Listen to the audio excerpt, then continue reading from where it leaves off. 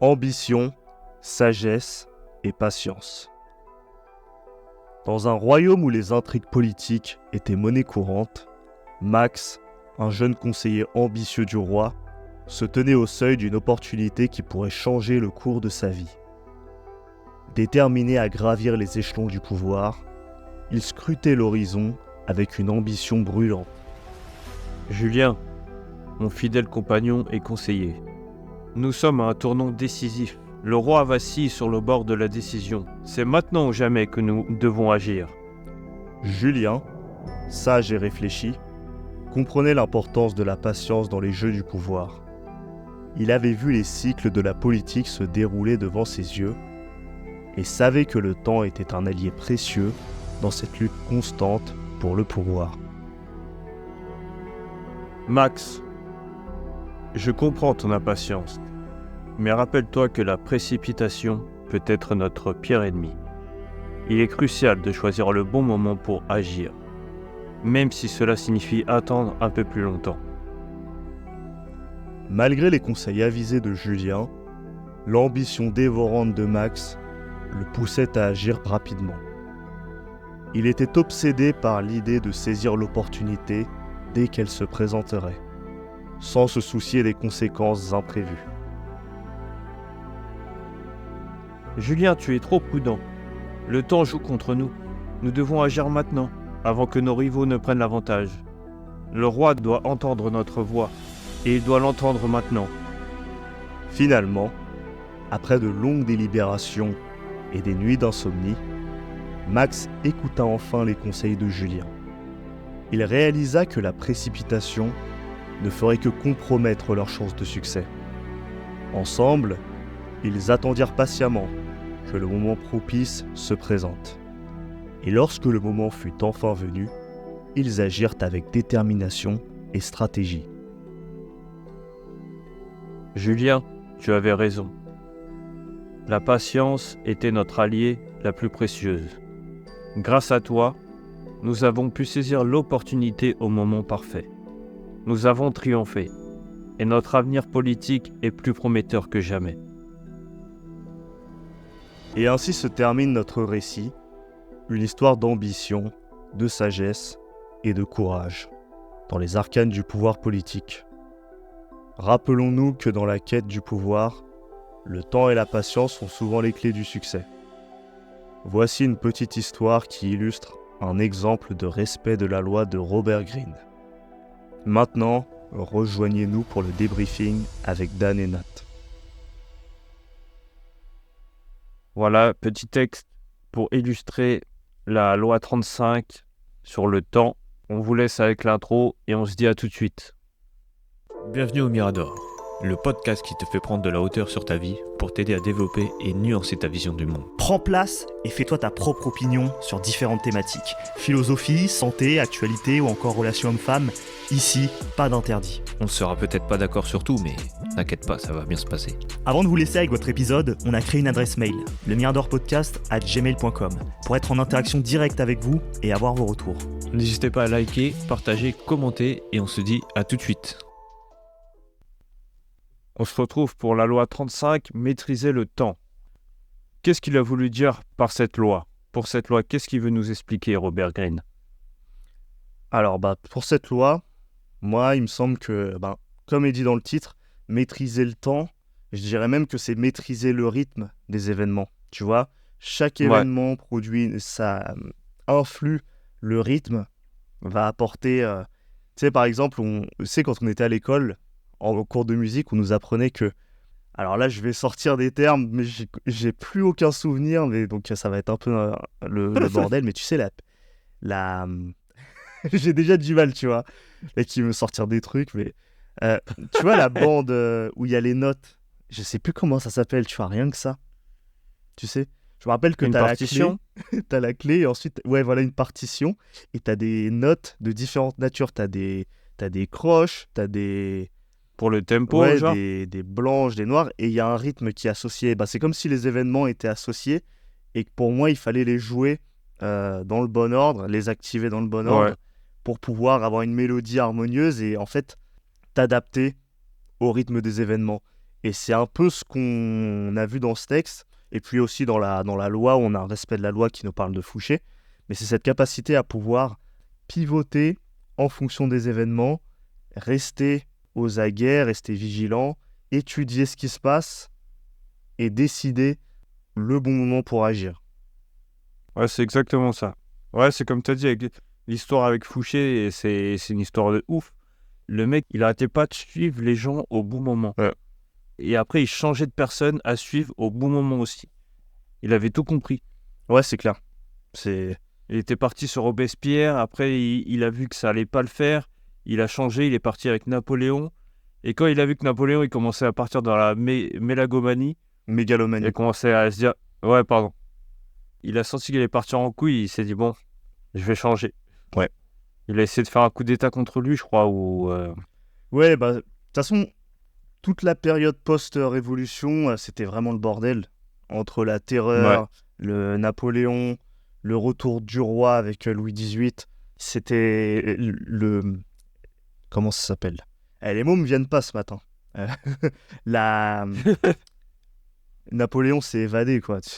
Il n'y a pas un mot pour dire ça.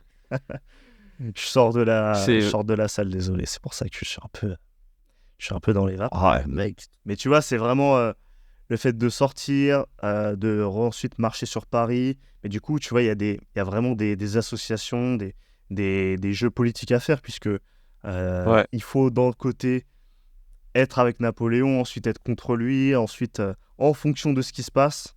Et c'est vraiment ça qu'il a fait avec brio, c'est sentir les changements. Et c'est fou. Ouais, Ça. il a observé tout. En plus, à un moment, je crois, il s'est même mis avec la minorité, non ? Un truc comme ça, je crois. Ouais. C'est comme le mot que tu as utilisé tout à l'heure, quand on était hors podcast, c'est une vraie girouette, et il l'a fait au bon moment. Ouais. C'est quelqu'un de patient. En gros, faut être patient et savoir où trouver la faiblesse et s'en servir. Ouais, tu regardes le sens du vent. Tu sais, c'est comme un golfeur avant de jouer, il prend une motte d'herbe, il prend une poignée, puis il regarde où va le vent, et il dit ok, c'est par là alors. Ouais, c'est ça. J'avais gardé juste la citation qu'il a mis de Napoléon qui dit la stratégie est la science de l'emploi du temps et de l'espace. Je suis, pour mon compte, moins avare de l'espace que du temps. Pour l'espace, nous pouvons toujours le regagner. Le temps perdu, jamais. De Napoléon Bonaparte. Ouais, bah c'est... Mais tu vois, ça représente bien le personnage, hein, ouais. ouais. Et puis même dans les théories, même dans les définitions de la stratégie qu'on peut avoir dans l'économie, même on parle d'allocation des ressources dans le temps.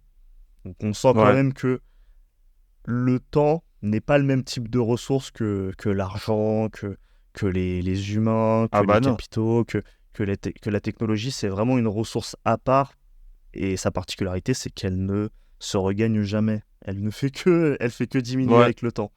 Bah oui. Ouais, et il faut prendre conscience de ça, et en gros, c'est pour te dire que le temps, arrivé au moment où tu grandis plus, le temps, il passe 2 fois plus vite que quand t'es jeune. Oui, ça, je pense qu'on l'a tous un peu remarqué. Hein. Les moments où à l'école, on s'embête et tout, on a la prof qui parle et tout, ça dure une éternité. Quand tu as des cours qui durent, alors peut-être pas en primaire, mais peut-être au collège, au lycée, parfois tu as des cours. Moi, j'ai déjà eu des cours qui duraient 4 heures, il me semble, et c'est infernal. Ah, mais c'est là que tu vois que c'est fou aussi, c'est que tu vois que le temps, il passe pas de la même manière pour tout le monde. Ça se trouve, pour toi, ça a duré 4 heures, mais pour une personne qui a kiffé le cours, ça a duré peut-être 30 minutes. Non, mais il n'y en avait pas, t'inquiète pas, je te rassure. Il n'y avait personne qui a kiffé. C'était une torture pour tout le monde. C'était vraiment la mort. Ouais, les cours de français, là, ouf, j'ai rien que d'y repenser. Et par rapport à maintenant, où je vais par exemple prendre 4 heures pour travailler sur un sujet, prendre 4 heures de mon après-midi, tu vois, je vais bosser sur un sujet, je vais à la fin me dire « Ah, j'ai fait que ça. Ah, c'est passé trop vite. » Ouais, je me serais jamais dit ça en cours de français au collège. Jamais. Je me serais dit « Yes, enfin, c'est fini. » Et je vois même des petits dans ma famille, là, des neveux, nièces et tout, qui me parlent et qui me disent « Ah, quand je serai grand, j'aimerais trop être grand maintenant pour pouvoir faire ci, faire ça, faire ci. » Et je leur dis « Sois pas trop pressé. » Et c'est ce que me disaient aussi mes parents. « Ne sois pas trop pressé. Parce qu'après, ça va tracer. comme nous, tu vois, quand on était petits, on voulait être grand pour pouvoir faire plus de choses. Parce que quand t'es petit, t'es limité. Ouais. Alors que quand t'es grand, t'as moins de règles. Et t'as envie de plus avoir ces règles, tu vois. Tu veux briser ton interdiction, tu veux, allez, je sors, je suis libre. Ouais, plutôt aussi ton... Je pense que ton cerveau est pas encore complètement constitué, donc tu te rends pas compte de tous les événements qui se produisent. T'as pas une mémoire qui est aussi bien structurée que quelqu'un qu'un adulte. Donc tu oublies les événements, tu ne te rends pas compte Ouais. de la complexité des choses de la vie, à quel point le monde est grand, à quel point le sens de l'histoire. Toutes ces choses-là, mine de rien, ça reste entreposé dans ta tête, et plus tu entreposes des choses, je pense que je sais pas comment dire ça, mais c'est comme si plus t'entreposais des choses, ben, plus ensuite ça consommait... Ouais, non, je sais pas comment dire, mais j'ai l'impression qu'il y a un lien, tu vois, entre le... Bah après, tu vois, c'est comme maintenant, quand tu entre regardes le temps qui maintenant, passe et- tu vois plus trop le temps qui passe en vrai. Parce que même pour les jeunes, j'ai l'impression, parce que tu sais, vu qu'ils consomment beaucoup, tu vas sur YouTube, tu mets des shorts, c'est infini. Donc le temps il passe, tu le vois même pas. Oui, mais ça Que ne ce fait soit pour ça... nous ou un jeune, là peut-être que le temps il passerait de la même manière, je pense. Ouais. Et je dirais la même chose, je dirais putain, mais ça fait au moins 2 heures que je suis là. Ouais, plus t'es conscient de ça, plus ça avance vite. Enfin, non, en fait, c'est même pas vrai, puisque moi, je regardais l'heure en permanence et ça... Bon, je crois qu'on digresse un peu, là. Enfin, on est un peu... Mais on n'est pas en Mais introspection, là. Mais après, de toute façon, moi ce que j'ai surtout retenu dans la loi, c'est par exemple, tu es au travail, il y a un mec qui te casse les couilles.